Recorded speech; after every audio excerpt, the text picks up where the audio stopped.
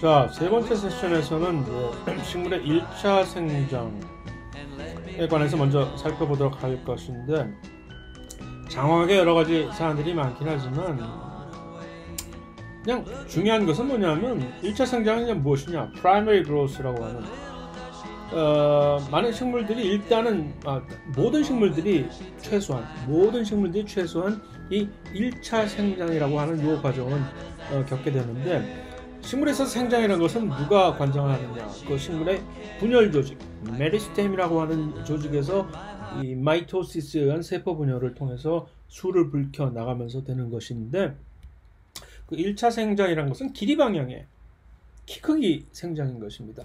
살찌는 것은 전혀 신경 쓰지 않고 키만 쭉쭉쭉 뻗어 올라가는 것을 우리는 1차 생장이라고 얘기를 하는 것이고, 그래서 바로 그 1차 생장을 담당하는 요 부위, 그 메리스템을 에이피칼 메리스템이라고 하는, 한국말로 정단 분열 조직이라고 이렇게 얘기하는 것이고, 뭐 같은 얘기고, 그래서 에이피칼 메리스템은 이 길이 방향의 생장을 하는 것이고, 다음 섹션에서 나오는 2기 생장, secondary growth는 이제 두께가 그것에 의해서 증가가 되는 것이고, 그것을 담당하는 메리스템은 따로 있다라는 얘기죠. 이제 secondary growth는 이제 측생 분열 조직이라고 해서 lateral 메리스템이 바깥쪽으로, 옆쪽으로 이렇게 수를 불켜 나가는, 위쪽 방향으로 길이 방향으로 성장하는 것과 옆 방향으로 이렇게 성장하는 것이 서로 뭐 다른 분열 조직에 의해서 조절이 된다. 그 다음에 또 한 가지 중요한 측면은 요 secondary growth는 2기 생장이라고, 또는 2차 생장, 뭐 2기 생장이라고 하는 것은 아무나 할 수 있는 것이 아니다. 쌍떡잎 식물 중에서도 단연생인, 목질성인 단연생인 그런 진정 쌍떡잎 식물에서만 이것이 2차 생장이 일어난다라고 하는 것입니다. 그래서 그것에 관한 또 다른 것들은 이제 용어상의 문제입니다. 그런 것을 관장을 할 때 여기서 요 터미널, 요 위에 있는 정단 분열 조직을 가지고 있는 이런 것과 2차 생장을 관장하는 요 레터럴 측생 분열 조직, 한국말로 측생 분열 조직이 있으면서 여러분들 강의 요약 파일에 이제 설명이 되어 있는 그 축생 분열 조직에는 새로운 코르크 형성층, 무슨 관다발 형성층, 무슨 2차 생장에서 우리가 보게 될 두 가지 다른 하나의 측생 분열 조직이 이렇게 발견이 되는 것인데, 그것들의 위치와 용어들이 그냥 있다는 얘기고, 그래서 일단 먼저 1기 생장 또는 1차 생장의 뿌리와 줄기에서 발생되는 것들을 이제 정리를 해 놓을 수가 있는데, 그냥 크게 중요한 것이 아니니까 빨리빨리 지나가도록 하겠습니다. 그래서 뿌리에서 예를 들어서 1기 분열 조직을 생성을 하고 난 다음엔 이들은 무엇을 만들어내느냐? 세 가지 종류의 1기 분열 조직이 이제 의해서 세 가지 조직이 형성이 되는데, 하나는 프로토덤이라고 하는 것과, 그 다음에는 그라운드 메리스템을 거기서 만들어내고, 전형성, 말로 해서는 좀 뭐야 무슨 소린지 모를 것 같은데 그림으로 먼저 이렇게 봅시다. 이런 얘기입니다. 뿌리에서 프라이머리 메리스템이라고 하는 요 1차 분열 조직이 뿌리에서 있게 되면은 맨 바깥쪽에 이 원표피라고 하는 프로토덤이라고 하는 조직을 이렇게 형성해내고, 그 중간에는 그라운드 메리스 기본 조직계가 이제 있는 것이고, 맨 안쪽에 프로캠비움이라고 하는 요 전 형성층, 한국말로 번역이 프로캠비움이라고 하는 요 안쪽에 이렇게 하는 특별한 조직이 만들어지는 것이고, 이들이 점점 세포가 이렇게 신장을 해 나가면서, 여기서는 이제 세포가 이쪽 아랫부분은 바로 이 뿌리에 있는 뿌리에 있는 요 분열 조직이 1차 분열 조직이 존재하는 지역이 바로 여기이기 때문에 여기서 세포 분열이 가장 활발하게 일어나는 바로 zone of cell division이 있는 것이고, 그러고 나서 조금 더 바깥쪽으로 지나면 그들은 이제 더 이상 분열하는 것이 아니라 분열한 세포들이 쭉쭉쭉 신장이 되는, 길이 방향으로 늘어나게 되는 그런 조언이고, 그것이 점점 완성이 돼서 매추레이션이 되는 단계에 있는 이 세 지역으로 우리가 관찰적인 측면에서 그렇게 구분을 지을 수가 있는 것이고, 그것이 이제 1차 분열 조직이고, 그 다음에 이 측생 분열 조직으로서는 lateral root meristem이 이쪽 바깥에서 축생 뿌리 분열 조직이 바깥쪽에 이런 이 lateral root를 형성해낼 때 이렇게 튀어나가는 그 사진이 실제적으로 현미경 사진에서도 이렇게 볼 수가 있는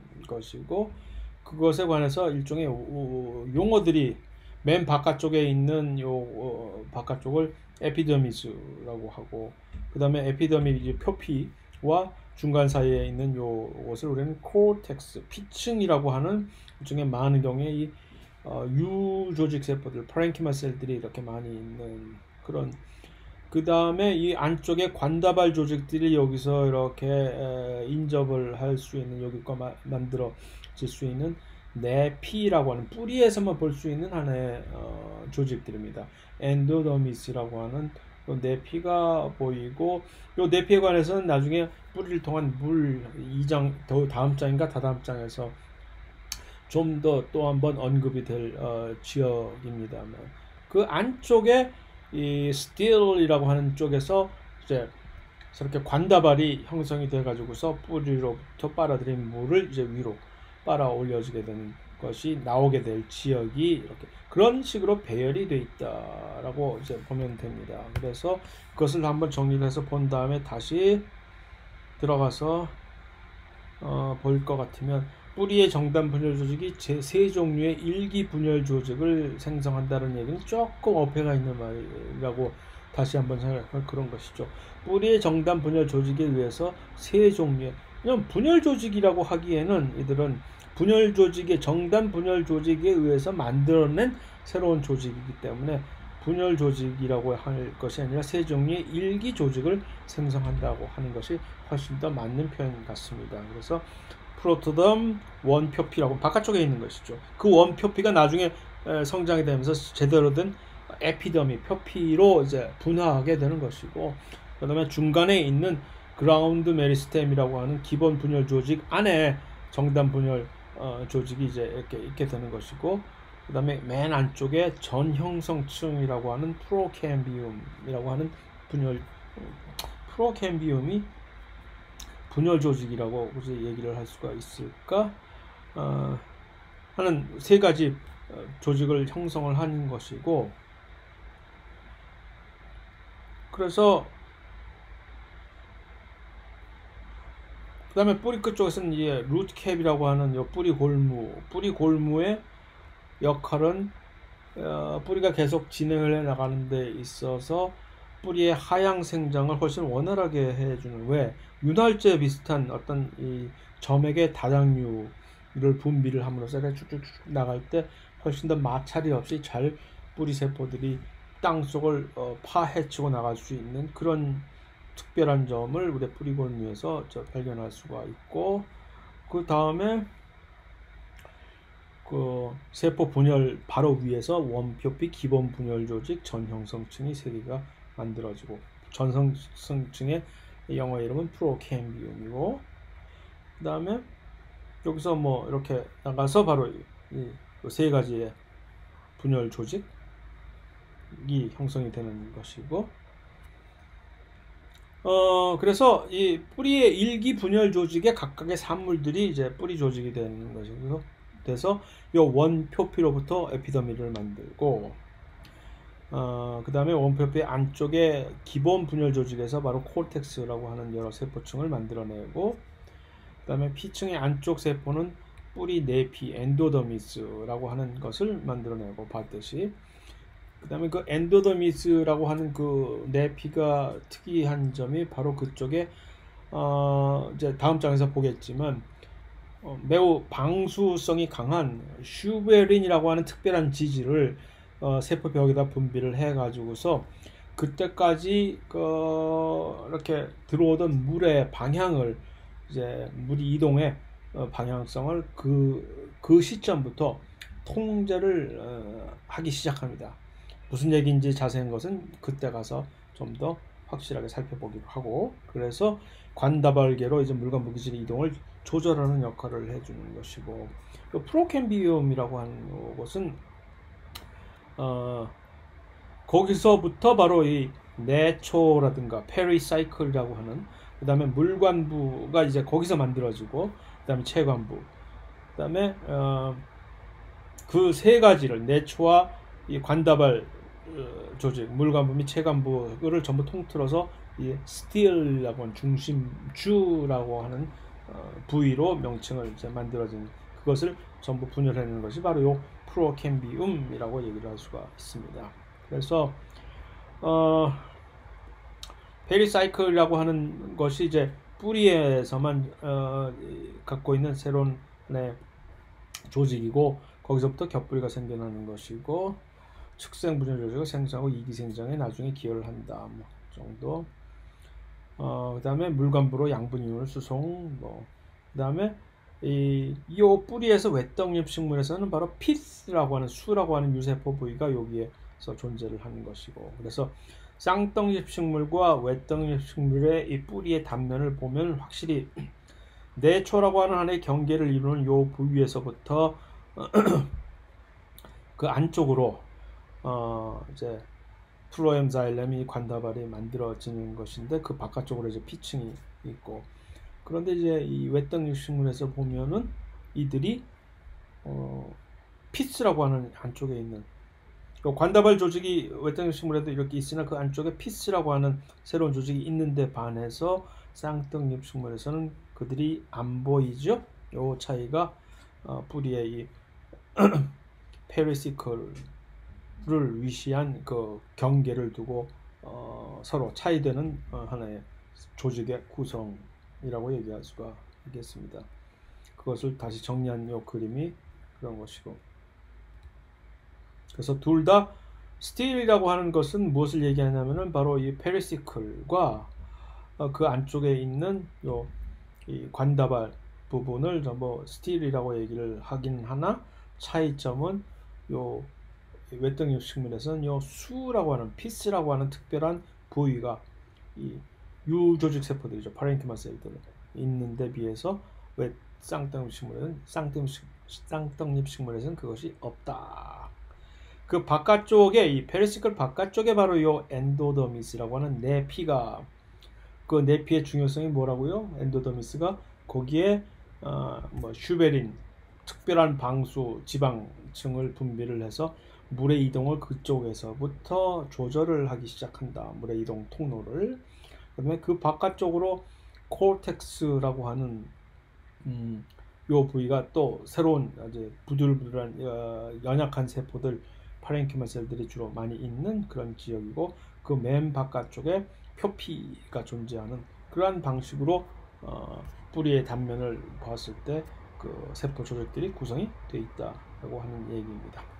그래서 이 안쪽은 바로 프로캠비움이라고 하는 전형성층에서 만들어진 세포들이고, 바깥쪽은 프로토덤이라고 하는 원피 세포로부터 만들어진 그런 조직이다라고 이제 얘기를 할 수가 있겠죠.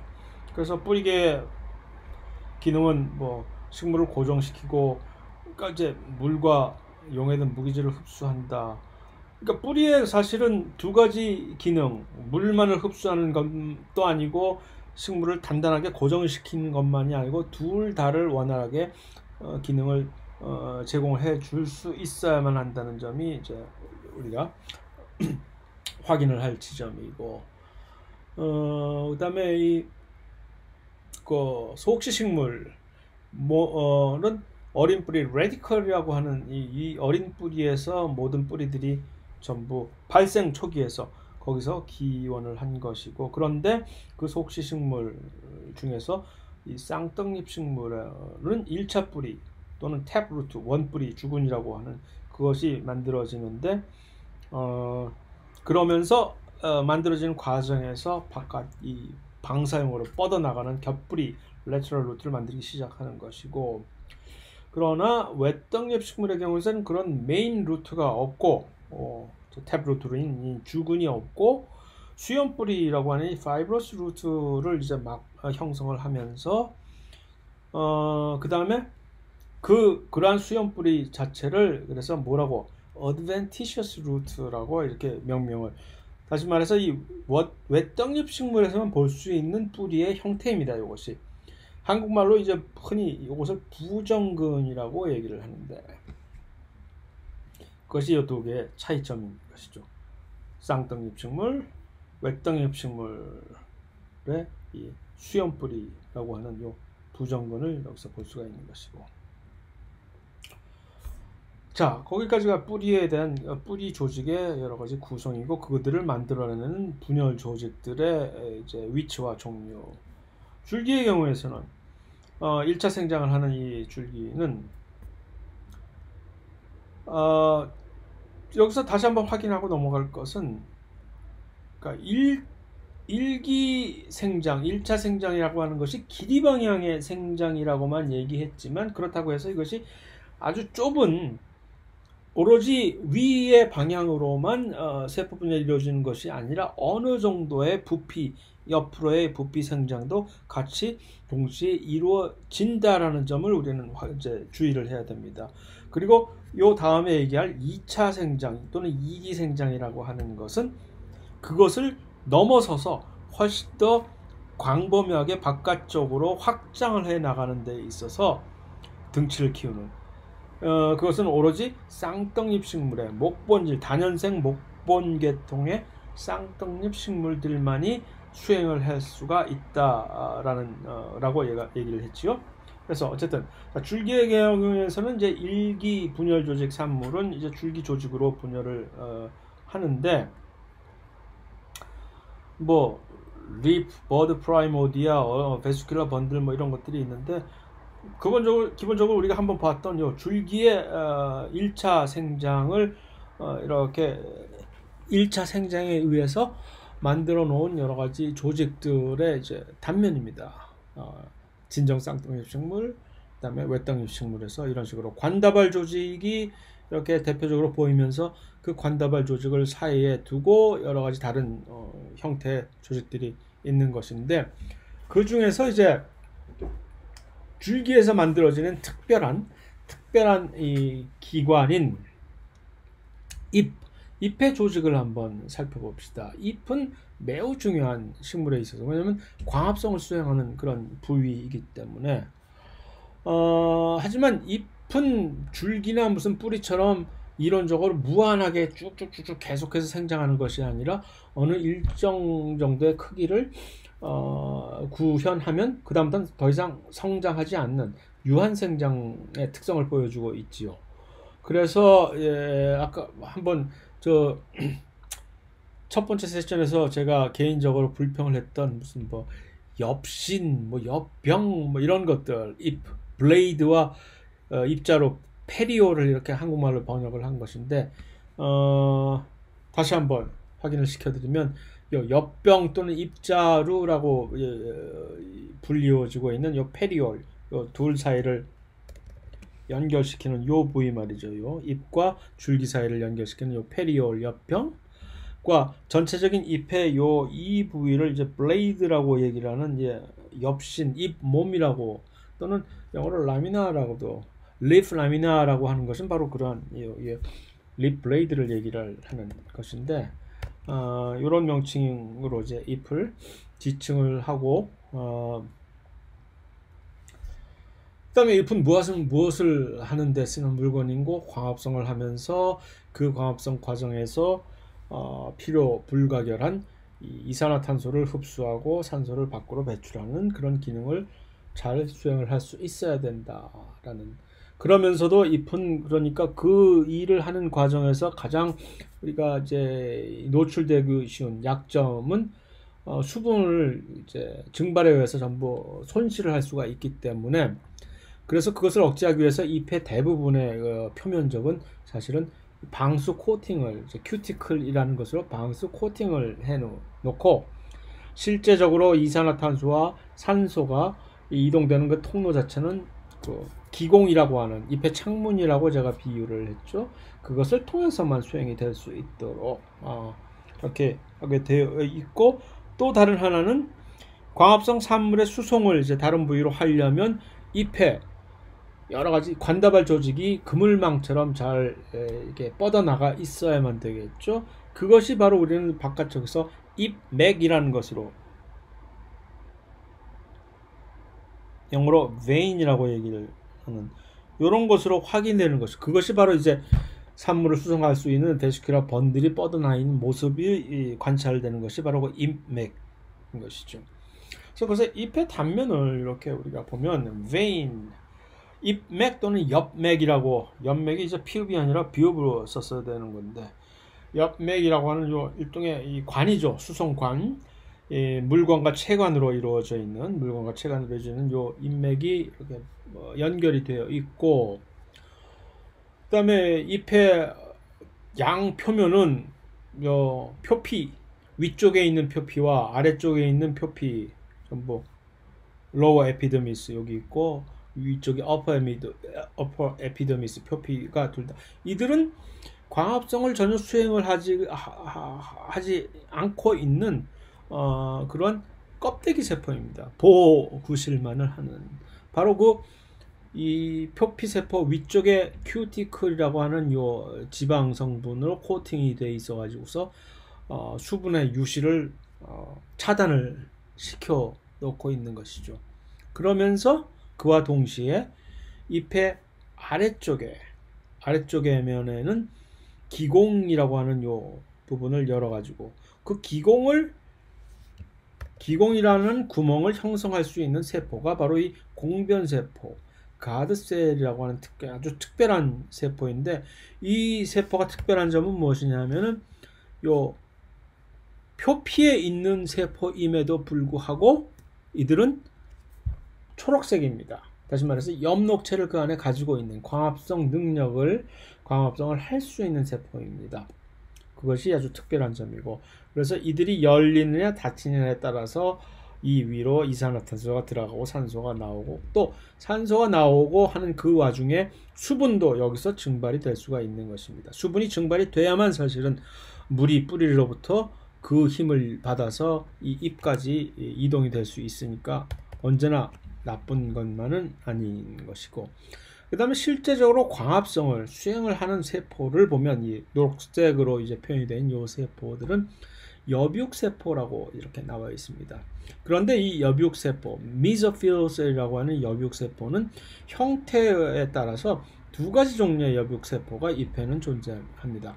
위쪽 부분에 존재하는 팰리세이드 메소필셀이라고 하는 한국말로 책상 여육세포라고 하는 것과, 아래쪽에 분포한 스펀지 메소필셀이라고 하는 해면 여육세포라고 하는, 해면 여육세포가 훨씬 그 세포의 형태가 훨씬 더 불규칙적으로 배열되어 있고, 책상 팰리세이드 여육세포는 훨씬 더 일종의 규칙적이면서 원주 형태 형태로 되어 있죠. 둘 다, 하지만 중요한 것은 둘 다 공이 광합성을 수행을 하는 주로 메인 세포, 기능을 담당하는 세포들이라는 점이죠. 그 다음에 그 여백세포들이 주로 광합성을 담당을 하긴 하는데, 그런데 우리가 생물 1에서 보았듯이 C4,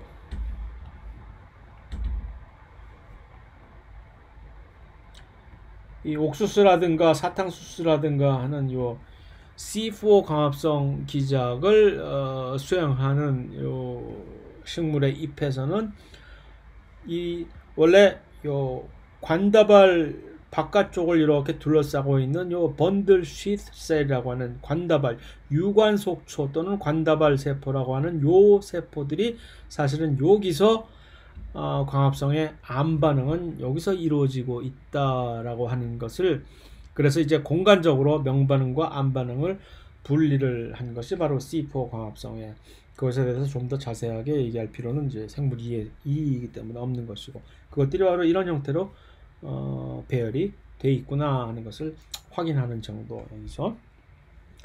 그래서 광합성 유조직은, 그러니까 보통 일반적으로 원대 지방에서 보는 일반적인 모든 세포에서는 사실은 요 C3 광합성에서는 여비옥 세포만이, 요 미소필 세포만이 광합성을 하는 그런 세포들이다라는 얘기죠. 그래서 하나는 책상 여비옥, 펠리세이드, 그다음에 또는 해면 여비옥,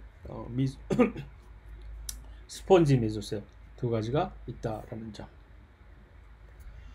그 다음에 이산화탄소는 광합성 세포로 확산이, 이제 이 공국이라고 하는 것은 이 중간중간에 사이에 이렇게, 일단 이산화탄소가 안으로 이렇게 들어가고 나서는 중간중간에 이렇게 있는 틈새를 그냥 일반적으로 공극이라고 얘기를 하는 겁니다. 그런 식으로 해서 이산화탄소가 일단 확산이, 일단 입 안으로 들어가게 되면 확산이 된다는 것을 표현을 하는 것이고, 그 다음에 이 관다발은 입맥을 형성하면서 이제 분포가 되어 있으면서 물과 무기질을 이제 수송을 입 쪽으로 해다 주고, 그 다음에 광합성이 끝난 후에 요 설탕의 형태로 탄수화물의 수송을 원활하게 해준다 하는 것.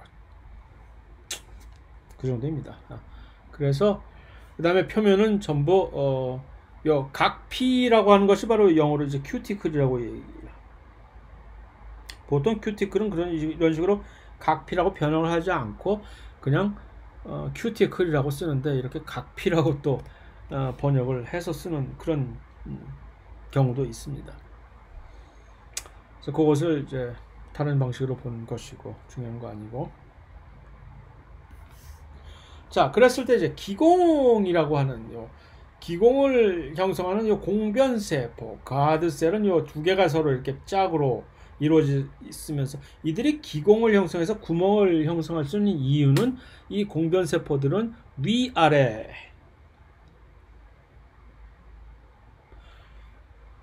여기서 보면 이렇게 이제 표현이 되어 있지만 자세하게 구조적으로 살펴보면 공변세포가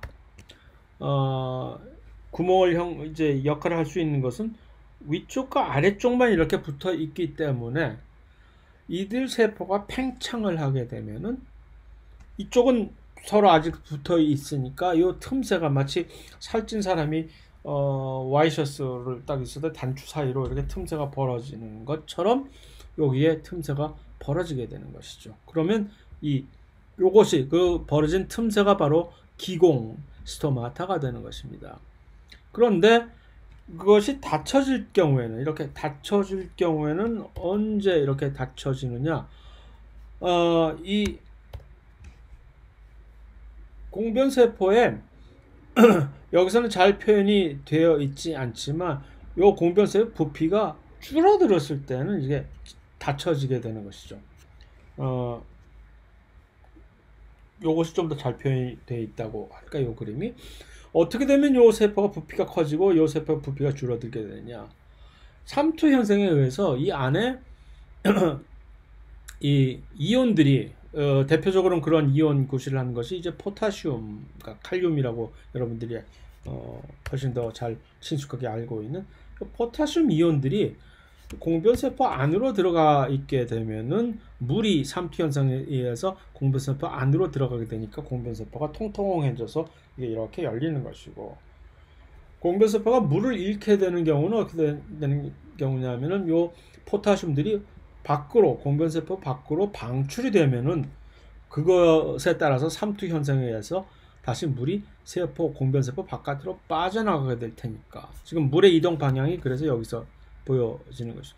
그러니까 이제 세포의 부피가 줄어들고, 그 결과로 세포의 이 기공의 틈새가 좁아져서 닫혀지게 되는, 그것을 서로, 그러니까 이 안쪽에 포타슘을 많이 유입을 하느냐, 바깥으로 방출을 하느냐를 능동적으로 바로 이 공변세포들이 조절을 함으로써 마음대로 기공을 열었다 닫았다 할 수가 있게 되는 것입니다.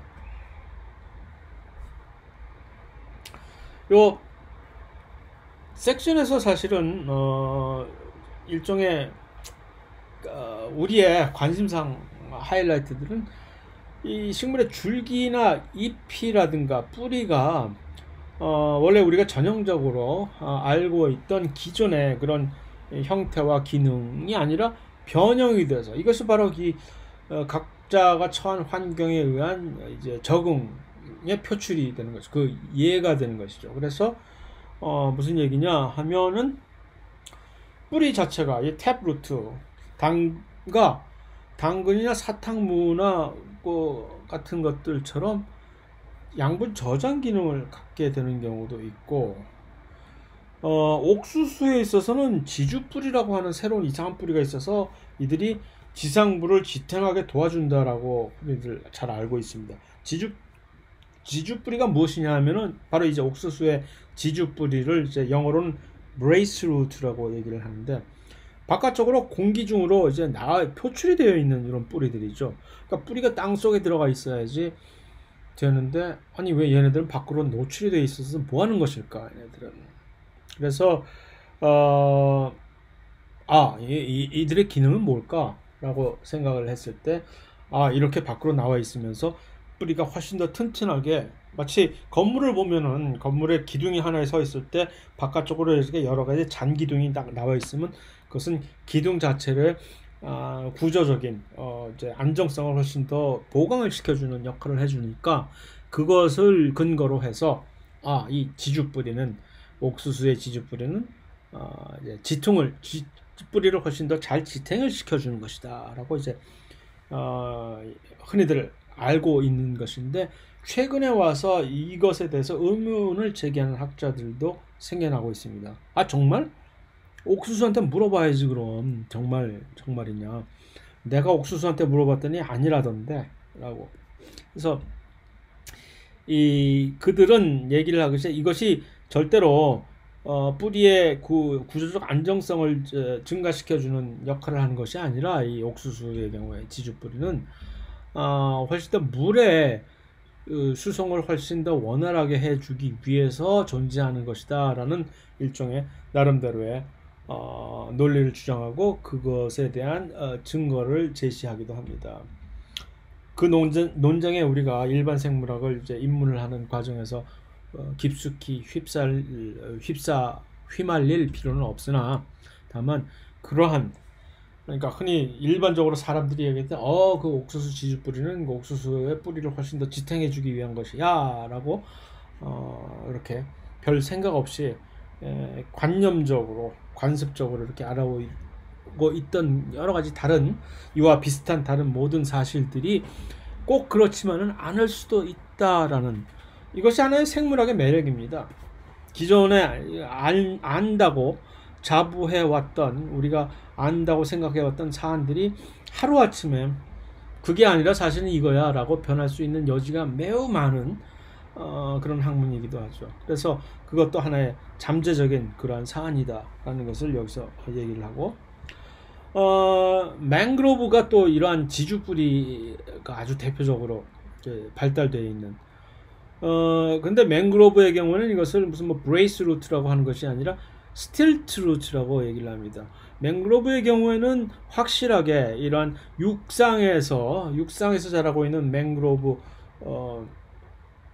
이 망그로브 나무들이 이런 지주뿌리를 가지고 있는 경우는 아마도 지탱을 하는데 도움을 주기 때문에 그렇지 않을까라고 생각이 되긴 하는데, 여기서 또 재미있는 것은 물속에서 사는 망그로브들은, 이것은 뉴마토포라고 하는, 이것은 숨쉬는 뿌리입니다. 뿌리에서 이제 위로 거꾸로 수직으로 뻗어나오는 뿌리들인데 물속에 잠겨 있는 이런 식물들은 뿌리가 물에 의해서 산소와의 공급이, 뿌리도 식물도 숨을 쉬기 위해서는 산소를 들이마셔야 되는 거거든요. 그러니까 그 차단이 되면 이렇게 살 수가 없는 것이기 때문에, 뿌리가 썩는다는 것은 그래서 그렇다는 것이죠. 홍수가 나서 뿌리가 썩을 경우. 그래서 그 숨을 쉴 수 있게 하기 위해서 뿌리들이 밖으로 수면 위로 표출이 되어 있는 이런 경우도 있습니다. 이것은 이제 이 특별한 명칭이 뉴마토포라고 이제 명명되어 있습니다. 그래서 맹그로브 중에서도 이런 뉴마토포를 가지고 있는 맹그로브들은 이제 블랙 망그로브라든가 또는 그레이 망그로브들은 그래서 다른 망그로브들과 차별을 이제 구분을 할 수 있는 하나의 단서로 사용이 되기도 합니다. 또 뿌리 중에서는 이렇게 밖으로 공기 중으로 표출되어 있는 이 소위 말하는 그런 에리얼 루트 중에서는 이렇게 strangling root라고 해서 이거 이 무화과 나무들이 이렇게 이런 것들이 많은데 fig라고 영어로 이제 무화과 나무를 fig라고 하는데 앙코르와트 사원의 바깥쪽에 이렇게 있는 큰 무화과 나무에서 바깥쪽으로 노출되어 있는 이 뿌리 보세요. 이렇게 바깥쪽을 다 휘덮고 있는 이 무화과 나무들은 이렇게 뭐에 이렇게 바깥쪽으로 노출된 공기 중에 노출되어 있는 에리얼 루트들이 이렇게 잘 발달이 되어 있는지는 하나의 불가사의이긴 합니다만, 그래서 이렇게 아주 특이적으로 사람들의 눈요기를 시켜주는 이런 뿌리들이 있다라는 점, 이거 보세요. 그 다음에 이제 뿌리에서는 줄기의 경우에서는 어떤 식으로 변형이 줄기가 많으냐 하면은 생식 기능 또는 저장 기능을 수행하는 이런, 예를 들어서 딸기의 이제 기는 줄기 포복경이라고 하는 요것이 이제 우리가 이들은 전부 사실 딸기의 줄기들이 이렇게 발달이 돼서 있는 것이고, 그 다음에 저장과 또는 생식기관으로 사용되는 생강, 연근 같은 것들이 이제 이들이 뿌리인 줄 우리가 생각하기 쉬운데 이들은 사실은 줄기입니다. 양파의 경우도 마찬가지입니다. 여기서 양파의 이 부분이 지금 줄기라는 얘기가 아니라 이것은 변형된 잎인데 이 부분이 지금 변형된 줄기라는 것이죠. 양파의 경우에 있어서. 그래서 이 부분은 이 줄기이고 이 부분은 변형된 잎이 양파의 경우. 이들은 저장을 위해서 새롭게 진화된 변형된 것이고, 또는 구경, 일종의 이름을 이렇게 외울 필요는 없고 이들이 어떤 식으로 변화되는지만 우리가 확인을 하면, 그러니까 이렇게 된 거구나 하고, 그래서 그렇게 알아보면 되는 겁니다. 그래서 토란이나 글라디올러스 같은 이것들은 이거 뿌리 아니야? 라고, 뿌리에 달리는 고구마처럼 말이에요. 감자. 그것이 아니라 땅 속에 있는 줄기, 저장기관으로서 역할하는 줄기입니다. 그 다음에 이 줄기는 고구마나 감자처럼 변형된 포벽경, 이 줄기 자체가 저장된 그런 감자나 고구마 같은 것들이 이제 줄기가 변형된 저장기관으로 변형된 것이고, 그러면 감자나 고구마에 있어서 진짜 줄기는 뭐냐? 얘네들인 것이죠. 이 감자의 씨나 그런 데서 이렇게 뻗어나간 요것들이 바로 줄기인 것이고,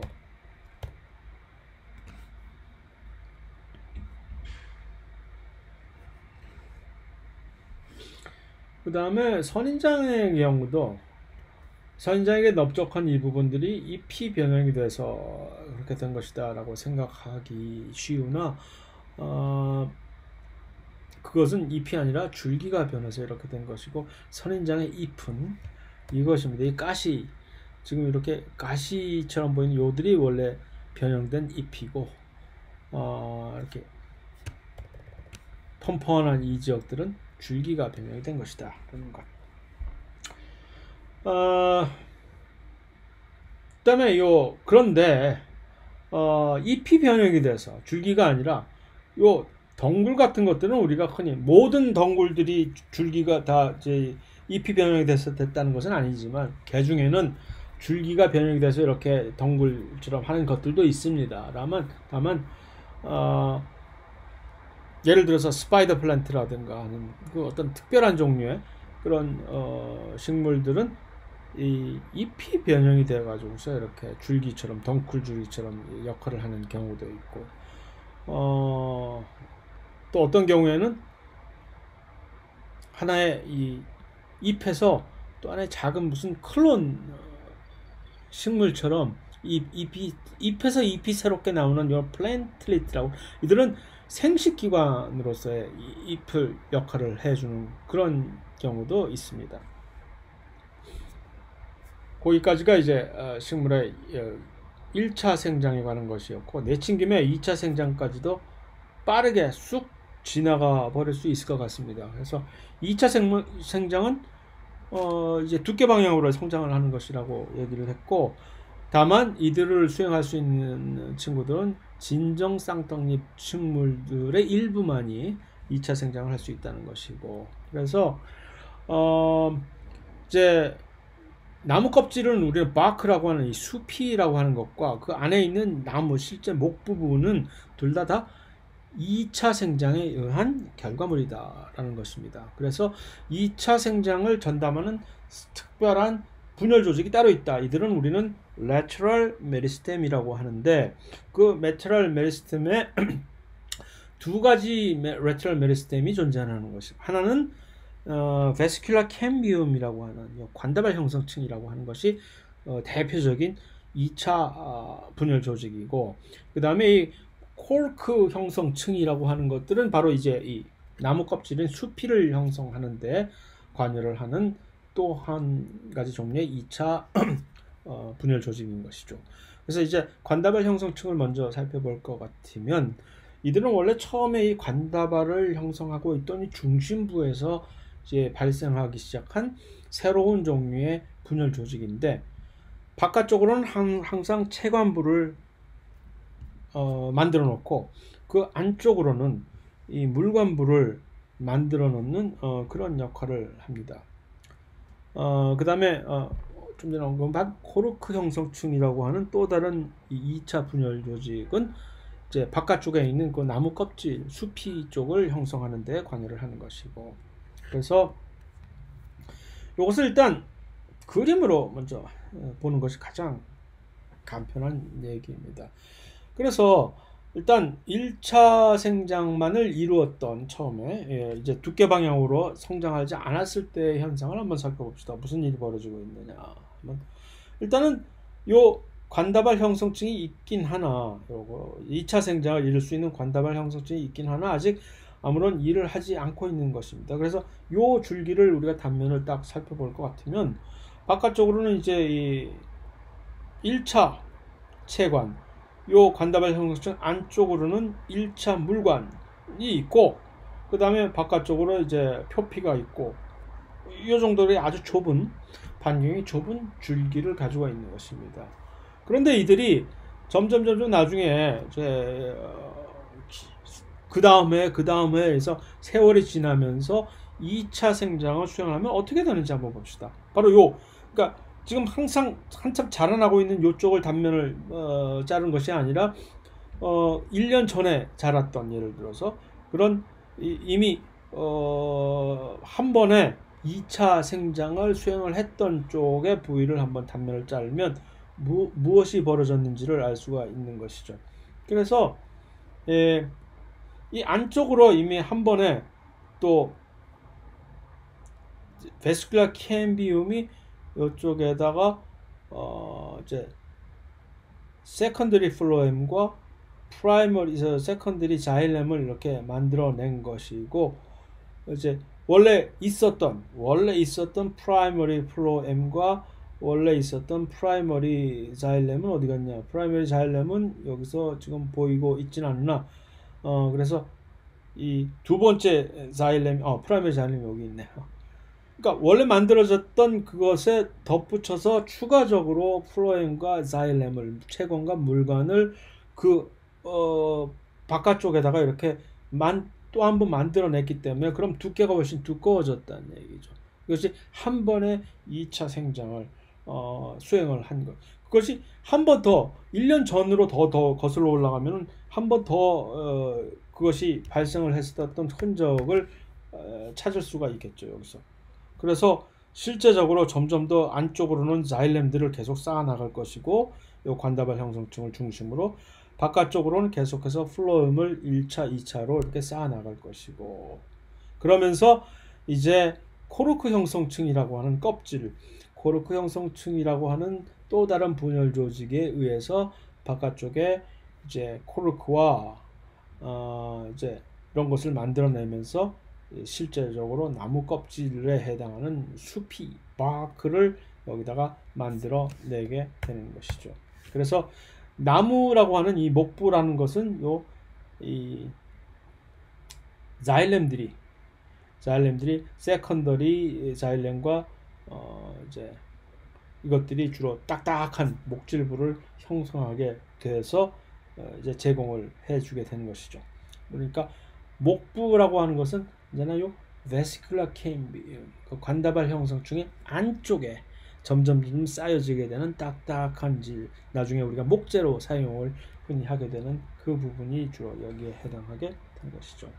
그래서 이 계속적으로 쌓이게 되는 이기 물관부들이 바로 이 목부를 구성하게 되는 것입니다.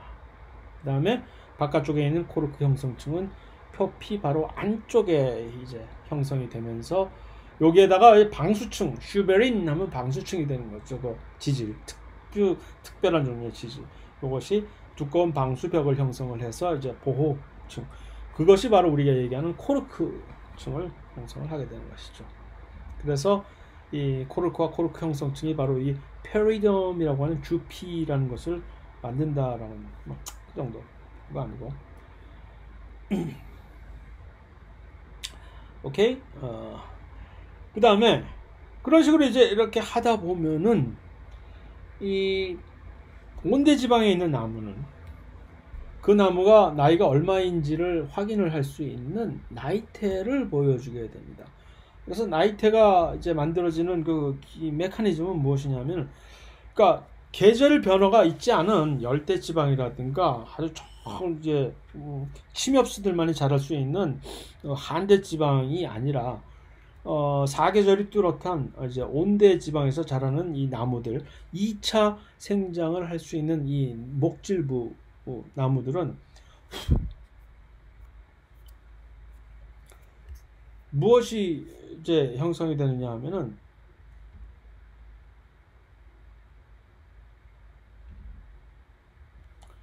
봄에는 이제 예를 들어서 침엽수 이제 봄에는 이 이제 물관이나 헛물관 같은 것들이 이제 직경이 물을 훨씬 봄에는 기온이 따뜻하고 항상 이제 대사량이 활발해지는 시기에 그때 만들어지는 물관은 직경이 좀 상대적으로 커집니다.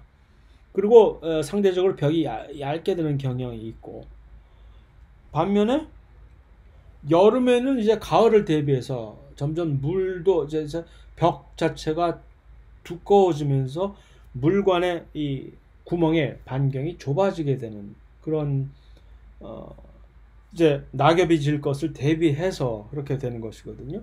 그러니까 봄에 생긴 물광과 그러니까 여름에 생긴 그것을 우리는 추제라고 얘기를 하는데, 가을을 대비한 이 물관들의 이 크기가 달라지기 때문에 멀리서 이렇게 바라보게 되면은 이들의 밀도가 달라지게 돼서 큰 이제 두꺼운 태가 계속해서 매해마다 형성이 되게 되는 것이죠. 그래서 이렇게 보면 나이테라는 것은 무엇이냐면 바로 이쪽에 있는 이 봄에 만들어진 이 자일렘의 요 부분은 이렇게 약간 색깔도 연하고 이런 것과 이제 여름에 만들어진 그 이름을 우리는 추제라고, 가을 추자를 써가지고서 여름에 만들어졌음에도 불구하고 이들은 훨씬 더 진한 색깔에, 그러니까 이것이 하나의 띠를 구성을 하는 것이죠. 하나 둘 하는 식으로 해서 이것이 몇 개의 층으로 있느냐에 따라서 이 나무가 몇 년을 계속 지나면서 계속해서 2차 생장을 해왔는지를 표시해주는 증거가 되는 것이죠. 그래서 나무의 나이를 가늠할 수 있는 나이테가 바로 이 온대지방의 나무에서는 2차 생장의 결과로 이렇게 알 수가 있다. 것이죠. 그런데 이제 침엽수 같은 거시식물들도 이제 2차 생장을 할 수 있습니다. 이렇게 진정 쌍떡잎 식물, 그러나 외떡잎 식물들은 2차 생장을 하지 못하게 되는 것입니다. 그 종자식물 중에서. 마지막으로 그래서 이제 식물에 대해서 특히 작물을 개발하는 데 있어서 인위적인 선택이 어떤 영향을 주어왔는지에 대해서 간단하게 한번 짚고 넘어가 봅시다. 작물 재배를 우리가 인간이 개입을 하게 되면서 농사를 짓는다는 그런 형태로, 그러면서 식물의 형태를 많이 바꾸었는데, 이것은 우리가 이 진화론적인 측면에서 이제 자연 선택 과정을 생각해 보면 충분히 이해를 할 수가 있는 사안이고, 자연 선택 과정을 우리가 얼핏 떠올리게 되면은 이미 다양한 이 여러 가지 형질들이 존재하는 데에서 특별한 자연 환경이 어떤 특별한 형질을 선택해 가는 과정에서 자연 선택이 이루어지는 것처럼, 이미 표현형을 이제 여러 가지 다양한 표현형을 나타내는 형질의 다양성은 이미 존재하고 있는 상태에서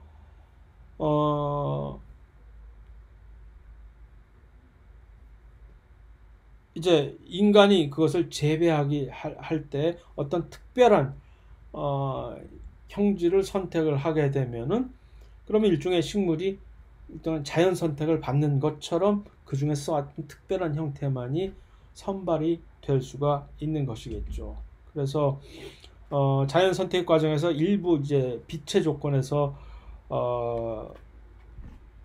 적응을 하기 위해 하나의 예일 뿐이지만, 예를 들어서 빛에 접근하기 위해서 어떤 식물이 덩굴을 발달시키는 반면에 어떤 또 다른 식물은 그들을 이제 다른 경쟁자들을 아웃시키기 위해서 여러 가지 막 가지들을 일부러 훨씬 더 많이 하는 그런 식으로 각자가 알아서 여러 가지 여러 조건에서 적응을 하는 그런 새로운 형질을 표출하는 것처럼, 인위 선택 과정에서 그래서 여러 가지 다른 특별한 형질을 표현하는 선발이 비교적 이제 진화 과정에선 비교적 짧은 기간이긴 하나, 인류의 역사 관점에서 보면은 꽤 오랜 기간 동안 이런 실험이 여러 가지 이제 수행돼 왔었죠. 그 중에 대표적으로 그것을 이제 예시를 해주는 예 하나가 옥수수가 원래 야생 테오신트가 아니라 원래 테오신테라고 발음을 해야 되는데, 그래서 이 원래 야생 옥수수인 테오신테와 오늘날 우리가 보는 옥수수와는 이렇게 서로 간에, 누가 처음에 딱 보면 이 테오신테가 원래 옥수수의 조상이라고는 도저히 상상할 수가 없을 만치 엄청나게 서로 다른데, 그럼에도 불구하고 이들이 이렇게 인위적인 선발 과정을 통해 가지고서 이렇게 오늘날의 옥수수를 만들어낼 수 있다는 것 자체가 매우 경이적이면서 또한 많은 것을 우리에게 제시를 해준다는 얘기죠. 그래서 사실은 몇 개 안 되는, 예를 들어서 왜 옥수수에서 테오신테는 이렇게 엄청나게 많은 브랜치가 있는데 옥수수는 이것들을 전부 제거해주고 하나의 긴 줄기에 잎들이 솟아나오는 이런 큰 덩치 큰 늠름한 자태로 변하게 됐는지에 대해서는, 사실은 그런 것을 조절하는 유전자는 딱 하나, 요 TB1이라고 하는 요 유전자 하나가, 단일 유전자가 요것을 조절하게 되기 때문에 그것에 의한 어떤 특별한 돌연변이 형태에 의해서 오늘날의 옥수수가 이렇게 만들어졌으리라고 예측을 할 수가 있는 것이죠. 또 하나의 예는 오늘날 존재하는 엄청나게 많은 요 배추 계통의 채소들, 브로콜리, 케일, 처음에 봤던 로마네스코 브로콜리, 그 다음에 양배추, 방울양배추, 그다음 뭐 양배추, 배추 다. 그래서 이들은 사실 원래 야생 겨자, 십자가화과 식물인 야생 겨자, 원래 이 식물 분자 생물학에서 뿐만이 아니라 식물을 대표하는 모델 생물인 애기장대라고 하는 식물도 사실은 여기에 속하는 것이죠. 그래서 이 원래 여기서부터 요 야생 올로레이시, 브라시카 올로레이시로부터 무엇을 선택해서 계속 인위적인 선발을 하느냐에 따라서 콜리플라워도 만들어냈다가 양배추도 만들어냈다가, 오늘날은 이들이 전부 다 이미 다 서로 다른 별개의 독립적인 새로운 종으로 이미 분화한 지 오래가 된 것이죠. 이렇게 해서 이것 역시 인위적인 선택에 의해서 새로운 형태의 식물을 만들어 개발해낸 대표적인 예라고 할 수가 있습니다. 마지막으로 정말 마지막으로 그래서 이 캐나프라고 하는 이 식물의 줄기는 사실은 그래서 이것을 이용해서 신문지 같은 것을 만드는데 종이생 많이 만드는데 이 캐나프 식물은 종이를 만드는데 매우 적합한 재질을 가지고 있습니다. 그래서 이 캐나프 자체가 원래 엄청나게 많은 이 500개가 넘는 여러 가지 다양한 이제 이 품종들이 존재합니다. 이 중에서 이들을 막 선발을 해서 특히 이제 종이 생산에 훨씬 더 적합한 형태의 품종을 가지게 되는 캐나프 품종을 선발을 하게 된 것인데 특히 이 장점은 뭐냐면 이들이 이 캐나프 종이를 만드는 장점은 요 채관부 파이버들이 훨씬 더 길면서 리그닌의 함유가 매우 적습니다. 그래서 다른 목줄을 사용하는 것보다 이들은 훨씬 더 소프트하면서 그러면서도 질긴 그런 재질의 종이 생산에 매우 적합한 그런 특성을 지니게 되는 품종을 이런 식으로 인위적인 선발로 만들어낼 수가 있게 된 것이죠. 뭐 그 정도로 얘기하면 될 것 같고, 그래서 거기까지가 이제 일정의 식물에 관한 구조와 형태와 어떤 특정한 구조를 특이하게 우리가 이제 강조를 해서 그 점을 훨씬 더 부각시키는 쪽으로의 인위적인 선발 과정을 통해서 새로운 식물의 품종 또는 식물의 새로운 심지어 종까지도 선발해내게 된 그런 과정을 끝으로 이제 1장을 전부 마무리할 수가 있게 된 것 같습니다.